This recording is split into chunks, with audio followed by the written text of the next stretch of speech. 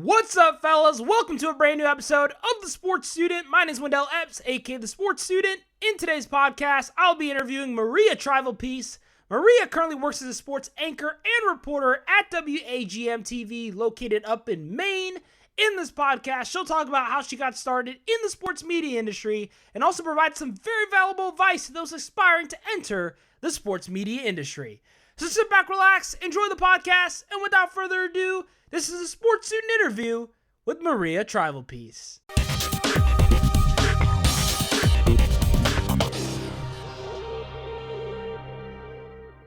Ladies and gentlemen, today I'm delighted to be joined by Maria Trivelpiece. Maria, thank you so much for coming on the podcast today. How are you doing and how's your summer been going?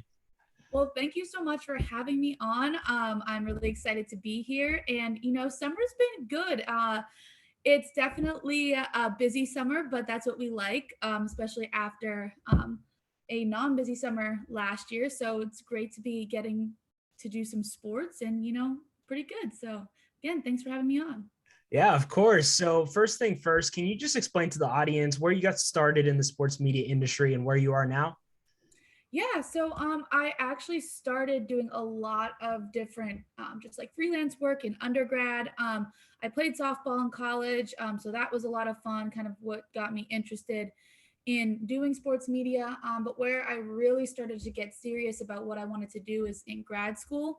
I started to do a lot of different freelance work there.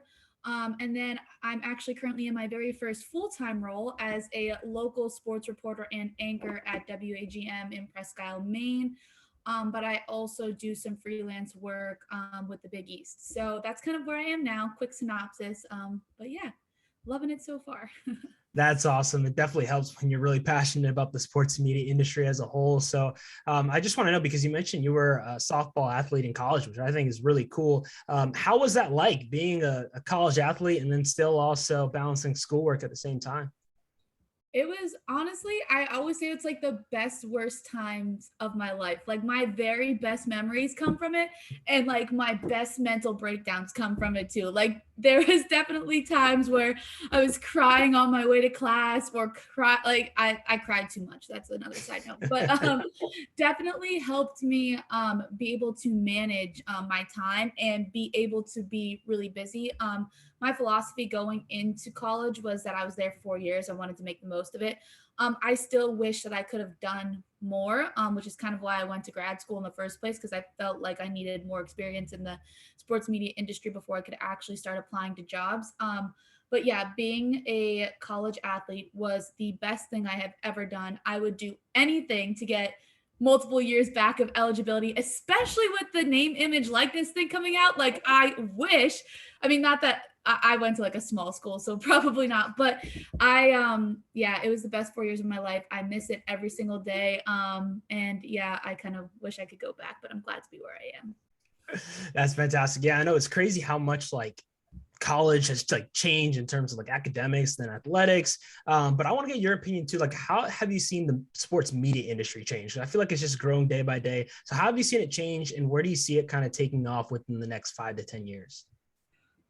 So I am a big women's sports advocate. I don't know if that's the right word that I'm looking for, but I think that the sports media industry is starting to catch up with that. As it should. It's still not where it's supposed to be, but I feel like the people who have the power to cover women's athletics, maybe smaller sports that didn't get as much coverage, even smaller schools, that sort of thing, are now finally stepping up and having the courage to go and do that.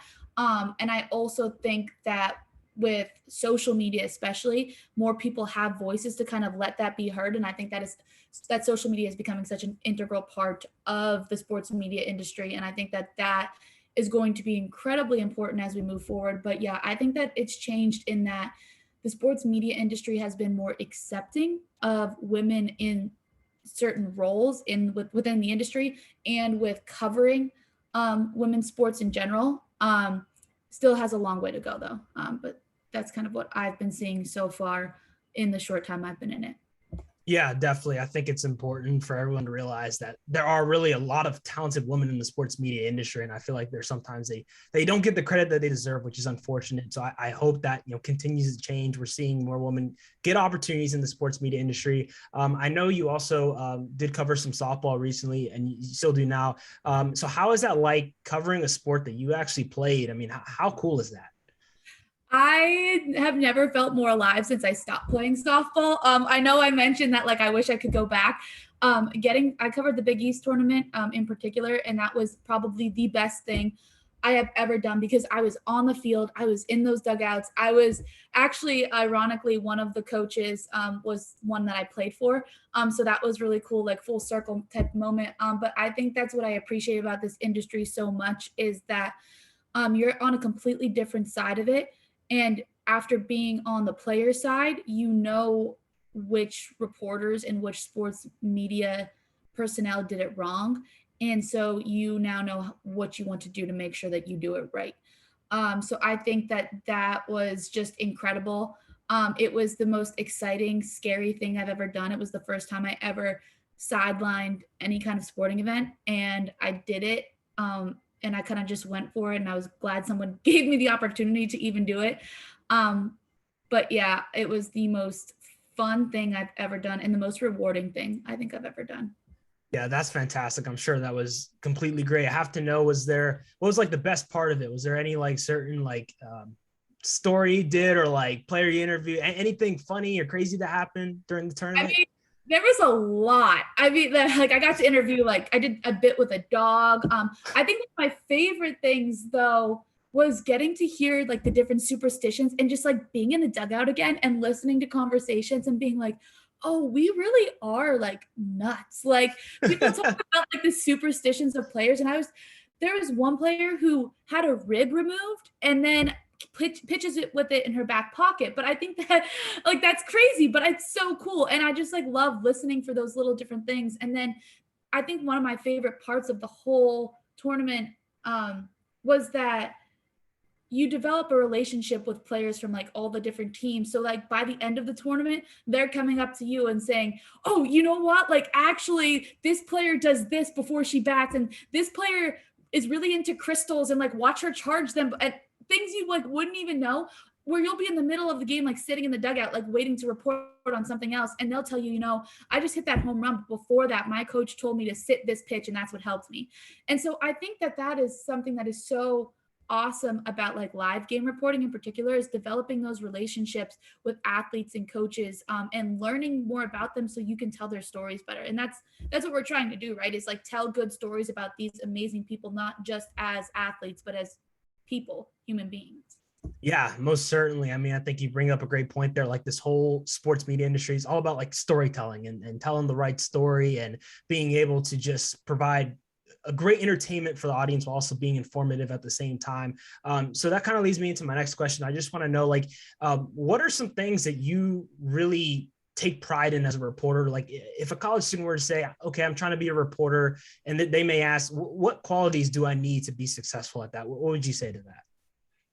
I think that I have learned, I feel like the big misconception is like, you have to be really great on camera, right? And like you do at some point, because that's why people initially like want you to, tell stories. Like your presentation has to be great, like that sort of thing. You have to like make sure you put together. However, I think that one thing that I've really learned is you are just that. You are a reporter. So you want to make sure that whatever story you are telling, you have, first of all, you're accurate. Accuracy is the number one thing. You need to be accurate. Two, you need to develop a rapport and a relationship with those people the best way that you can. And sometimes it's hard. Like in local news, for example, you might get to speak to a person for 5 minutes and that's it. But like I would figure out how to actually get the other person to trust you. And what I mean is not like in a sneaky like, oh, trust me so you tell me all your stuff. Like genuinely, like that is a person. If you wanted them to be your friend, how would you talk to them? How would you speak to them? Treat them like people and not just, oh, I want to break this story. So I would say definitely accuracy. Treat people like people. How would you want your story to be told? If you're reporting on something that's maybe a little controversial, like make sure you have everything correct and make sure you say what you're going to say in the most respectful way possible. And I think also too, the last thing I would tell them is be incredibly diligent in your research and preparation, because when you arrive on a scene, you want to be able to ask a bunch of different questions. When you are at a game, like, you might get an even better nugget if you prepared and know a little bit of a background. I'll give you an example of like live game reporting. I was I had played for a coach who had coached at one of the teams I was covering. She no longer coached there, but a little bit of preparation, I reached out to her. I was like, hey, anybody have any like good storylines that you think might be helpful? And she was like, oh yeah, player X, Y, and Z. Well, then I follow up with player X, Y, and Z, and they ended up actually telling me a story that was even more in depth than what she told me that I was able to use on a broadcast. But being able to prepare, just like shooting a quick text or like looking through some like social media pages, I think that's really helpful. I think that's more of like a roundabout way, but I would definitely say accuracy. Remember that people are people, and your delivery and the way that you talk about really hard topics is important. Yeah, I love that. It's all about being prepared and then gaining the trust of who you're reporting, because I feel like it makes it easier to ask some of those more hard-hitting questions. I have to ask you, did you always know that you wanted to get in the sports media industry? How long, when did you figure all that out? Yeah, so I remember when I was little, I just like we're a big sports family. I have two sisters, my dad, like we've been doing this since forever. So I always loved sports. My dad was a coach, my parents are teachers, so I kind of like when I was really little thought I was like going to coach and teach, right? And then I remember like being little and being like, oh, I want to be on ESPN. Then didn't like really think that much of it. Like I always loved being in front of a camera. Like my mom has all these videos where I'm like, hello, it's Maria Trivelpiece. And I'm like giving a play-by-play. Like I don't really know. But I remember being in ninth grade, and we took like one of those like aptitude tests or different things like that. And I was like, nothing was really like clicking. I was like, oh, I thought I wanted to be a pharmacist because someone told me they made good money and it was like interesting. And I remember like it coming up and it was like reporter on this aptitude test. And I was like, what does that even mean? And then I kind of was like, oh wait, no, like that's what I want to do. I had like a mid-college crisis, I call it, where I was like, oh, I don't know. Like my big thing is like, I want to help people. I think like no matter what I do in my life, like I think my end goal is to figure out a way that I can help the most people I possibly can with like the gifts that I feel I've been like given. And so I had this mid-college crisis where I was like, oh, I want to be a psychologist because I think I could help more people that way. And then the more I like kind of got into it, I decided like, no, like journalism is what I want to do. But I think like the psychology aspect of it has really helped me. And like, I still have like this itch to coach, I think, because like my dad has just always done it. But I think like being around coaches and like being a coach's kid, you like ask better questions too. So I think that's been something that has been really like motivating me to be better and to be a good reporter. That's really cool. I want to know if you did get back into coaching, what would be like your coaching style? What kind of coach are you like as a softball coach? Oh, that's like actually such a good question. So so fun fact, I was still having this mid-college crisis like when I graduated from my undergrad, and I applied to grad school, and two of the places I applied to grad school were more like coaching leadership master's programs, and two were journalism master's programs. And I was like, I don't know what I want to do. Whatever school I get into, that's where I'm going. Well, I ended up getting into all of them, so I still didn't make a decision. The reason I picked where I went to grad school was more so because I was able to be a grad assistant for the softball team there. And like, anyway, when I was there, I feel like my coaching style is probably because my dad was the same way. It's more of like hold people accountable, but again, like just realizing that people are people and the way that you speak to them matters. So I just have never been like, I think different things work for different people, but also every player is different. I've just never been one of those people who like the hard-nosed coach, like we're going to do it my way or the highway. Like, I just don't think, I think like you have to develop relationships and people are people. And I keep saying that, but I just think that's how I would do it. I would want to get the best out of every single player and know like what makes them tick, why they act the way they do. Because the way that I like to be coached was completely different than one of my best friends in college. And we had a coach who was able to like tap into both of our like abilities. Like she liked to be yelled at and like screamed in her face, and she would hit home runs. Like if you yell at me, I'm probably gonna cry. So like I think like knowing that is really helpful, and I think like just understanding how people tick is what makes you a good coach. It's what makes you a good reporter, and like what makes you a good person at the end of the day. Yeah, I think it's important to know that everyone's different, and you kind of have to go into every interview or whoever you're coaching, whatever it may be, with open mindset, knowing that not everyone's the same. So you said both of your parents were teachers, right? Yep. I could tell, like, I could tell you definitely got that from like, just like that positive mindset, but like that's what we need, especially like in the sports media industry, is like people to have that open mindset, like wanting to help people, because like you really can make such an immense impact in this industry. So like, has there been any story you've done that has just been your favorite one? Like when you just think back on all the ones you've done so far? I don't know about like favorite. I just like to like I'm really about like what's the athlete like beyond the field. So like in local news, I get to be a little bit more creative with that because especially now in the summer, there's like no sports, like high school sports going on. So we're like doing a more feature stories. I did this one on a high school athlete, and where I am, it's like a very small town, so everybody plays every sport. So she plays every sport, but her passion is music, and she has like the most beautiful voice. And the reason I think it's more about how you find the stories and like developing like those relationships with people. And so I was covering one of her basketball games, and she sang the national anthem before the game, and I was like, oh my goodness, this girl is incredible. So I reached out, found out she actually wrote a whole album, is going to like a top music school. And I think that like it's just so cool. And she told me how like music has been like her savior throughout her entire life. And I just like think telling stories like that is what's really, really interesting, because I don't know, I just think that like we get so caught up in numbers and stats, but like honestly, the players that we're drawn the most to, like the athletes that we're drawn the most to, are always the ones who are like good human beings. And I think it's really important to tell those stories because a lot of times they get overlooked, especially if they're not the leading scorer.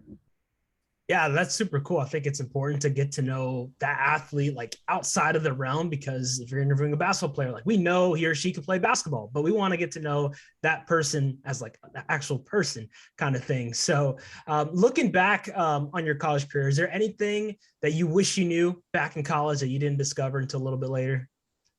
Yeah, and I think that journalism has saved me for this, but like be confident in yourself. I think that I could have been and it's so basic, and how you get there is like different, but I was so afraid to mess up in college. And I think that like really hindered me, especially I would say my first 3 years of being an athlete, because the thing about college athletics is everybody, when you arrive there, everybody was the best player at their high school. Everybody was the best player on their club ball team.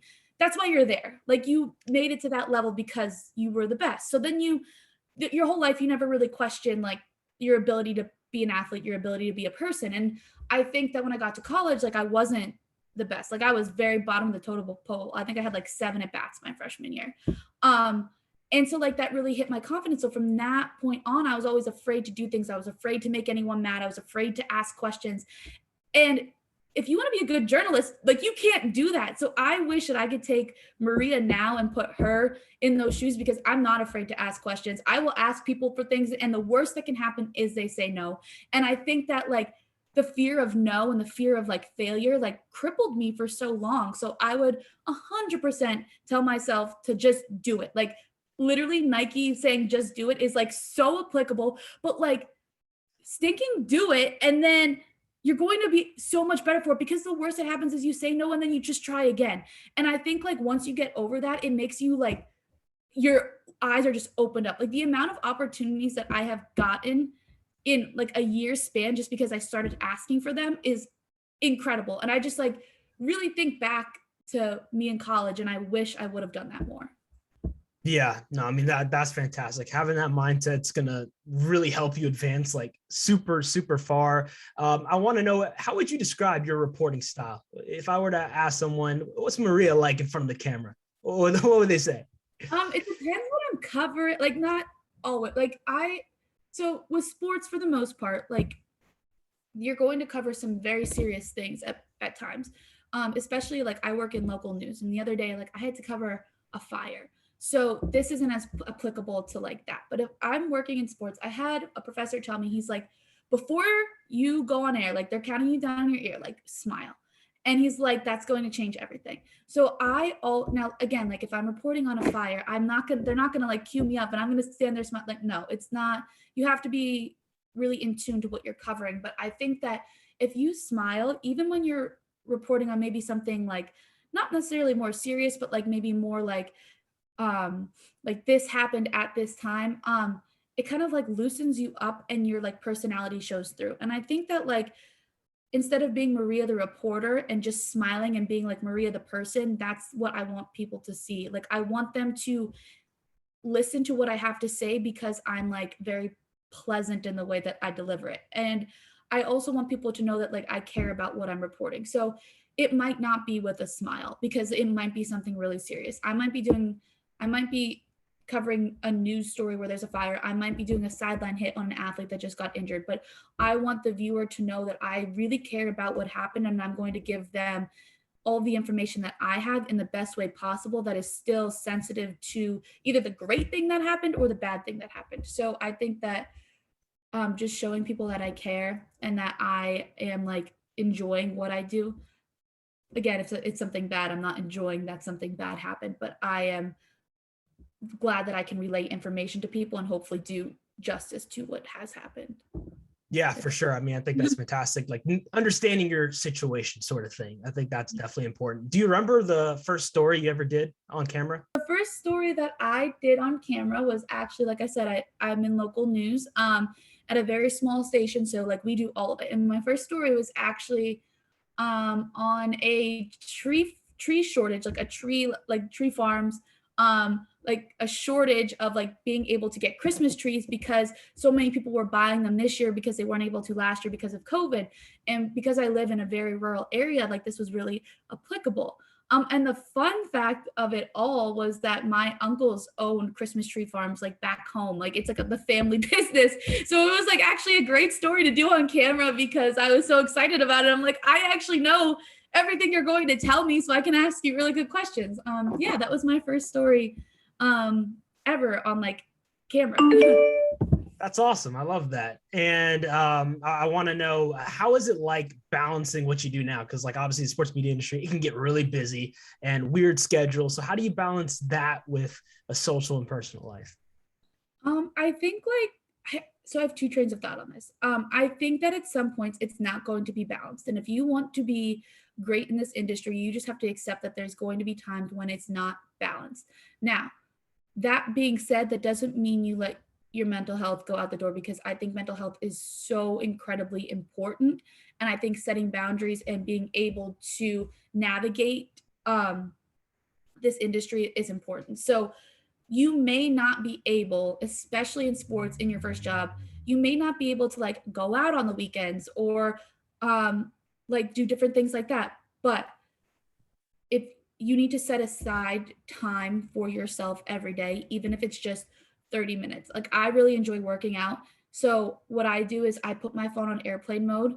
And like, some people will tell you not to do this, especially in journalism, but I put my phone on airplane mode for 30 minutes, like for the first part of my workout. Then I turn it back on. If someone needs to get in touch with me at that point, that's fine. But I have 30 minutes in the morning that is just like for me. Now it's after I probably check to make sure what my stories are for the day. Was there any breaking news overnight?